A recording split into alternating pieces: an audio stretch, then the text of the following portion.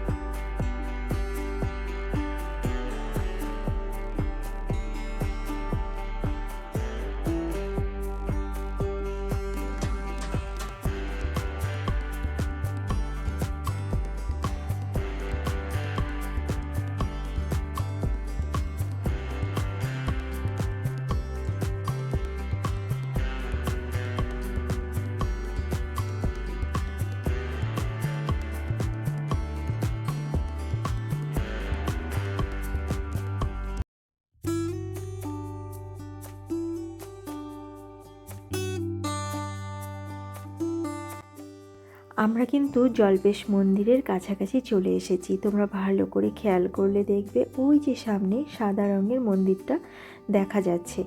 আর শ্রাবণ মাসে যখন আমরা এসেছিলাম, এই যে রাস্তাটা দেখছো, এই রাস্তার দুধার দিয়ে দোকান বসেছিল। আর এই রাস্তাটাতে ভক্তদের এত ভিড় থাকে, তখন বিভিন্ন জায়গার থেকে তো ভোলানাথের মাথায় জল দিতে আসেন ভক্তরা, তো তখন প্রচণ্ড ভিড় থাকে। এই যে এই জায়গাগুলো একদম লোকজনে ভর্তি থাকে, আমি তো তাই দেখেছিলাম যখন এসেছিলাম। আর দেখো, এই যে আমরা মন্দিরের ভেতরে ঢুকেও গেছি। এখন হয়তো লোকজনের ভিড় অনেকটাই কম আছে, একটু ভালো করে আমরা দর্শন করতে পারবো।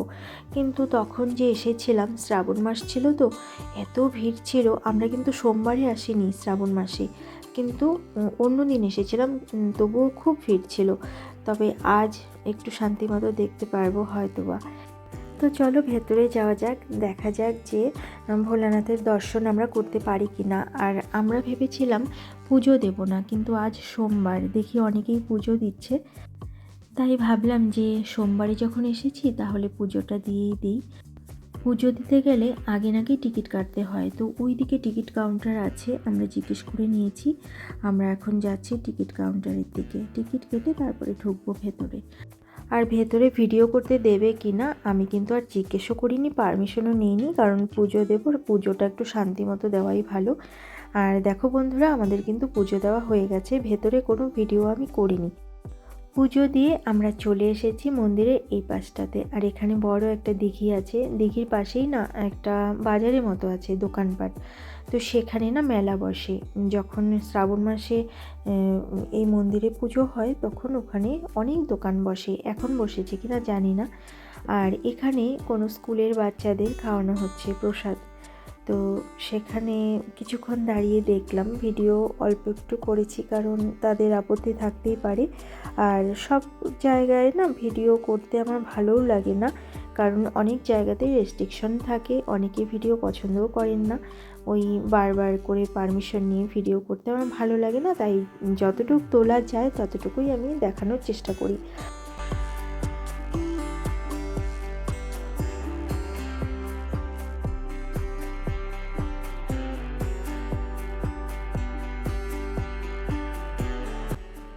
পুজোর যে ডালিটা ছিল তার মধ্যে না সুতো ছিল, সেই সুতোটা এখানে বেঁধে দিতে বললেন, আর রিজু ওর বাবা দুজনে মিলে বেঁধে দিল সুতো। আর এখন আমরা বেরিয়ে যাব এই মন্দির থেকে, তোমাদেরকে সামনের দিক থেকে আরেকবার মন্দিরটা ভালো করে দেখিয়ে দিই। আর এখানে না ছবি ভীষণ ভালো আসে, মা পিসি এদেরকে নিয়ে এখানে ছবি তোলা হবে। এখন ছবি তুলে নিয়ে তারপরে আমরা বেরিয়ে যাব।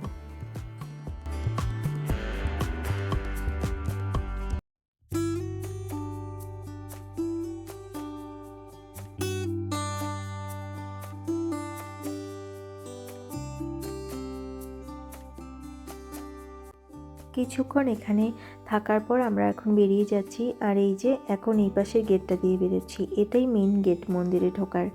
আমরা যখন আগের বার এসেছিলাম এই দিক দিয়েই ঢুকেছিলাম, এইবার ওই পাশে দিয়ে ঢুকেছি কারণ গাড়িটা ওইদিকে পার্ক করা হয়েছে। তো চলো এবার বেরিয়ে যাই আর মন্দিরটা আরেকবার তোমাদেরকে এখান থেকে দেখিয়ে দিই। মন্দিরে আসলে না আমার যেতে ইচ্ছে করে না, মনে হয় যেন কিছুক্ষণ এখানেই বসে থাকি, এত শান্তি লাগে যে কোনো মন্দিরে গেলে।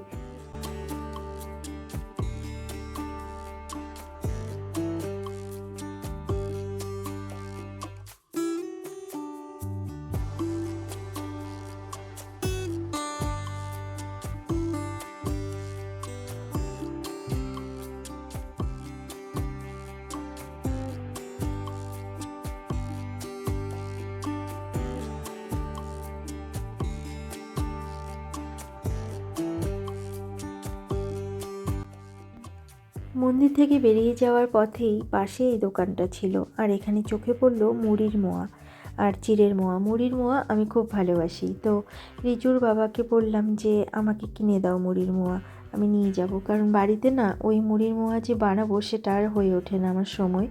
তো পিসিমণি আবার ছিল পাশে, পিসিমণি বললো ঠিক আছে আমি তোমাকে কিনে দিচ্ছি। তারপর এখান থেকে 10 টাকার নেওয়া হলো, 10 টাকার মনে হয় 8টা দিয়েছিল। এই যে মুড়ির মোয়া নিয়ে গাড়িতে বসে পড়েছি, এখন এটা খেতে খেতে যাব জটিলেশ্বর মন্দিরে। আর মায়ের হাতে এগুলো দিয়ে রেখেছি সব খাবারগুলো, সেখান থেকে নিয়ে নিয়ে আমি রিজু আমরা সবাই খাচ্ছি।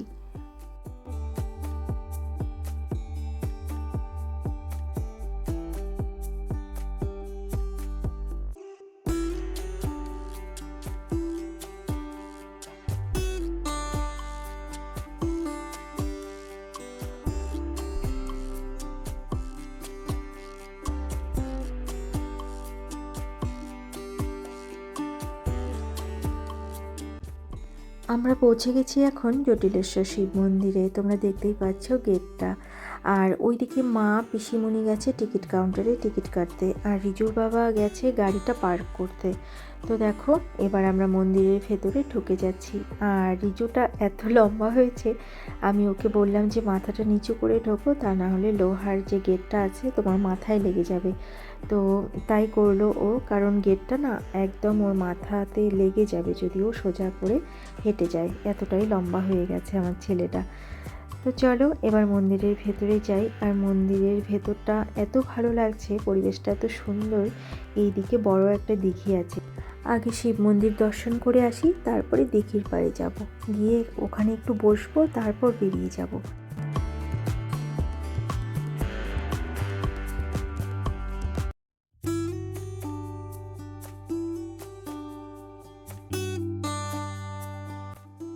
প্রথমেই দেখতে পেলাম এখানে একটা কালী মন্দির, মায়ের মন্দির। তো মন্দিরটা ওখানে বন্ধ আছে গেটটা, যেখানে মায়ের মূর্তি রাখা আছে। এগুলো যে অনেক পুরনো সেগুলো কিন্তু দেখেই বোঝা যাচ্ছে। আর ওপরে যে শেডটা এগুলো পরে বানিয়েছে, কিন্তু আসল যে মন্দিরটা সেটা কিন্তু পুরনো। আর ওইদিকে বট গাছের ওখানেও পুজো হচ্ছে, দেখলাম অনেকেই পুজো দিচ্ছেন, কেউ পুজো দেওয়া হয়ে গেছে সেখানে গিয়ে আবার বসেছেন।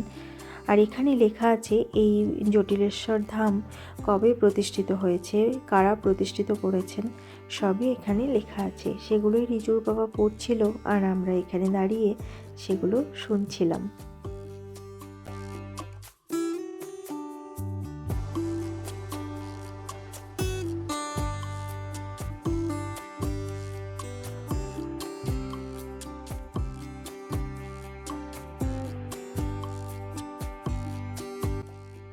বন্ধুরা, সামনেই শিব মন্দির, আমরা এখন ভোলানাথকে দর্শন করতে যাচ্ছি।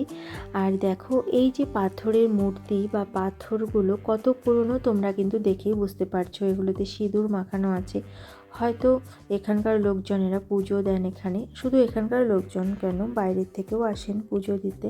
আর এইদিকে দেখো, এটা কিন্তু পাথরের মূর্তি, পাথর কেটে পাথর খোদাই করে মূর্তি বানানো হয়েছে। দেখেই বোঝা যাচ্ছে এগুলো কত বছরের পুরনো। আর মন্দিরটাও অনেক পুরনো। তো চলো এবার মন্দিরের ভেতরটা একটু দর্শন করি। ভেতরটা ভিডিও করা যাবে কিনা আমি জানি না, তো ভিডিও আমি করলাম না। আর মন্দিরটা না বন্ধ ছিল, আমরা তো পুজো দেইনি, এমনি দর্শন করতে এসেছি। তো বাইরে থেকেই তোমাদেরকে দেখিয়ে দিচ্ছি। এই দেখো পাথরগুলো একটার গায়ে আরেকটা সুন্দরভাবে বসানো, আর সেইভাবেই মন্দিরটা বানানো হয়েছে। আর উপরের অংশটা হয়তো অন্যভাবে বানিয়েছি, কিন্তু আমি এই পাথরগুলোর কথা বলছি। দেখো ক্ষয় হয়ে গেছে পাথরগুলো। আর এই মন্দিরটার চারপাশে দেখতে দেখতেই হঠাৎ করেই দেখি কয়েকজন এখানে পুজো দিচ্ছেন, আর মন্দিরটা খুলে দিয়েছে, আগে কিন্তু বন্ধ ছিল। তো আমরা গিয়ে একটু দর্শন করে আসলাম ভোলানাথকে। আর এই যে শ্রী শ্রী সিদ্ধেশ্বরী মন্দির, তো এখানে কোনো মূর্তি নেই, শুধু পাথরের গায়ে সিঁদুর মাখানো। আর দেখো এই যে তোমরা দেখতেই পাচ্ছ, একটা ভেতরে চার কোণা করে পাকা করে দেওয়া, তার ভেতরে কোনো মূর্তি নেই, শুধু সিঁদুর মাখানো আছে। তো তোমাদেরকে একটু দেখিয়ে দিচ্ছি আমি কাছে গিয়ে।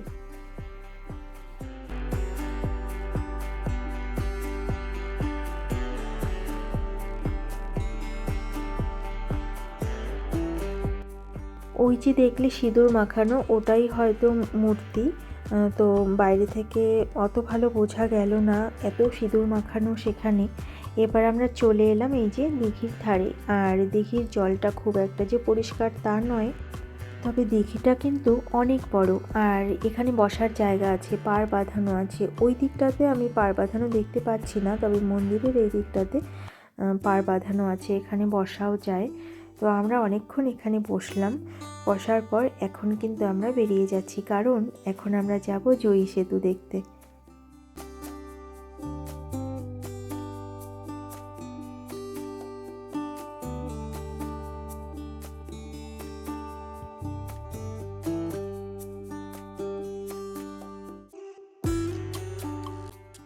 মন্দির থেকে বের হয়েই সামনে দেখতে পেলাম একটা ফুচকার দোকান।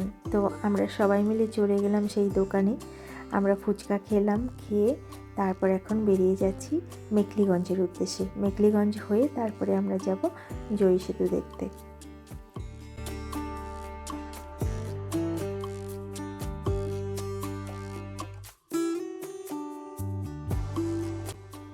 আমরা যাচ্ছি এখন একটা বাজারের উপর দিয়ে। আর এখানকার শাকসবজিগুলো এত টাটকা ছিল, দেখেই নিতে ইচ্ছে করছিল। দেখো, তোমরা দেখেও বুঝতে পারবে কতটা টাটকা। তো সেখানে না গাড়ি দাঁড়ানোর মতো কোনো ব্যবস্থা ছিল না, এত চাপা রাস্তা, তার মধ্যে বাজার বসেছে, আর বাজারটাতে যথেষ্ট ভিড় ছিল। আমরা আর দাঁড়াতেও পারিনি, নিতেও পারিনি। তো যাই হোক, আরেকটু পরেই সন্ধে নেমে আসবে। দেখো সূর্য ডুবে গেছে অনেকক্ষণ আগেই, এখন তো আলো আছে। আমার মনে হয় মেখলিগঞ্জ পৌঁছতে পৌঁছতে সন্ধ্যা নেমে আসবে, কিছুটা সময় আমাদের এখনও লাগবে। আর এইদিকে এত ফাঁকা জমি, আর সব আলু চাষ হয়েছে, দেখতে ভীষণ ভালো লাগছিল। যেদিকেই তাকাচ্ছিলাম শুধু সবুজ আর সবুজ।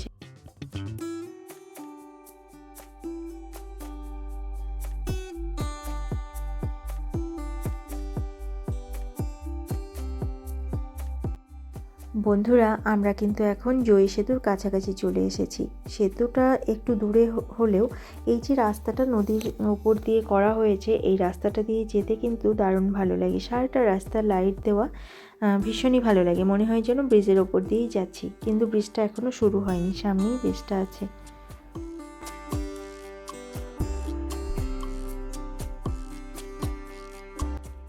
বন্ধুরা, আমরা পৌঁছে গেছি জয়ী সেতুতে। আর যেহেতু রাত হয়ে গেছে, তাই অতটা ভালো লাগছে না, শুধু লাইটগুলোই ভালো লাগছে দেখতে। কিন্তু দিনের বেলাতে আসলে এখানে খুব ভালো লাগে, বিশেষ করে বিকেলবেলা যখন সূর্য ডোবে, ওই সময়টাতে আমরা এসেছিলাম দুবার। ভীষণই সুন্দর লাগে তখন দেখতে। আর খুব দুপুরেও এখানে আসা যায় না, খুব রোদ থাকে তখনও গরম লাগতে থাকে, ভালো লাগে না। তো বিকেল টাইমটাতেই এখানে বেশি ভালো লাগে। তো চলো এবার সামনের দিকে এগিয়ে যাই। আর সেতুটা যেহেতু 3 কিলোমিটার, তো সম্পূর্ণ তো আর ভিডিওতে তোলা সম্ভব না, আমি কিছুটা সময় ভিডিও করছি।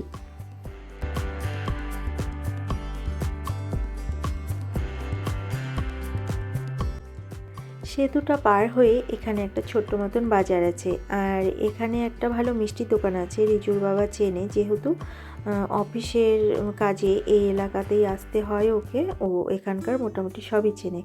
তো সেই মিষ্টির দোকানে বসে আমরা 1 কাপ চা খেলাম, সবাই 1 কাপ করে।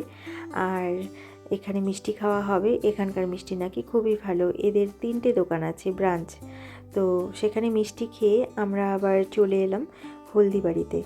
আর এই যে হলদিবাড়ির রেল স্টেশন দেখো কি সুন্দর করে বানিয়েছে, খুব সুন্দর করে বানিয়েছে। ওই দিকটাতে না আরও বড়, আমরা তো আর ওই দিকে ঢুকবো না, যাবও না, তো ভেতরে গেলে দেখানো যেত।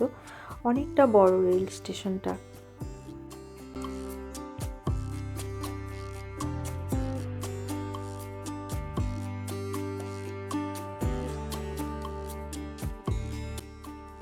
এবার আমরা চলে যাব রিজুর বাবার অফিস দেখার জন্য। অফিসটা তো আমি দেখেইছি আগে, কিন্তু মা যেহেতু দেখেনি, মাকে নিয়ে আসা হয়েছে। আর ছেলের অফিস মা একটু না দেখলে কি হয়, তাই মাকে অফিসটা দেখিয়ে নিয়ে তারপরে আমরা যাব হলদিবাড়ি যে মাজার আছে সেখানে, যেখানে হুজুর সাহেবের মেলা হয়, হলদিবাড়িতে বড় মেলা। তো সেখানে চলে এসেছি আমরা, দেখো। আর মেলার মাঠটা তো ওইদিকে, বিশাল বড় মেলার মাঠ। আর সেখানে না অন্ধকার হয়ে আছে, আমি ভিডিওতে অত দেখাতে পারলাম না, শুধু মাজারটাই তোমাদেরকে একটু দেখিয়ে দিচ্ছি বাইরে থেকে। আর বন্ধ হয়ে গেছে, তো ভেতরে তো আর যাওয়ার কোনো উপায় নেই, তো বাইরের থেকেই একটু দেখে নাও।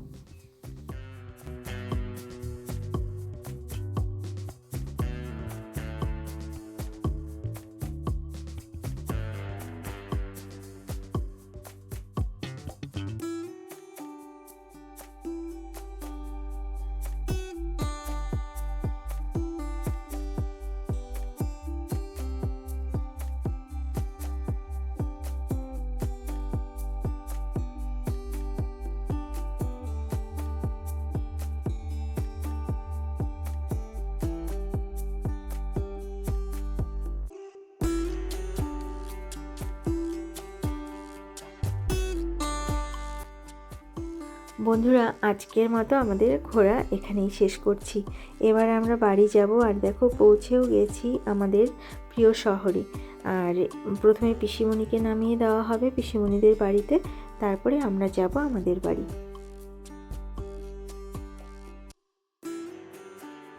বন্ধুরা, চলে এসেছি বাড়িতে। এখন গোপাল সোনাকে সেবা দেব, শয়নে দেব। আর আজকের ব্লগটা এখানেই শেষ করতে হবে, কারণ সারাদিন অনেক আনন্দ করলাম, এখন খুবই ক্লান্ত হয়ে গেছে। কাল যেহেতু রিজুর স্কুল আছে, সব কিছু গুছিয়ে রাখতে হবে আজ।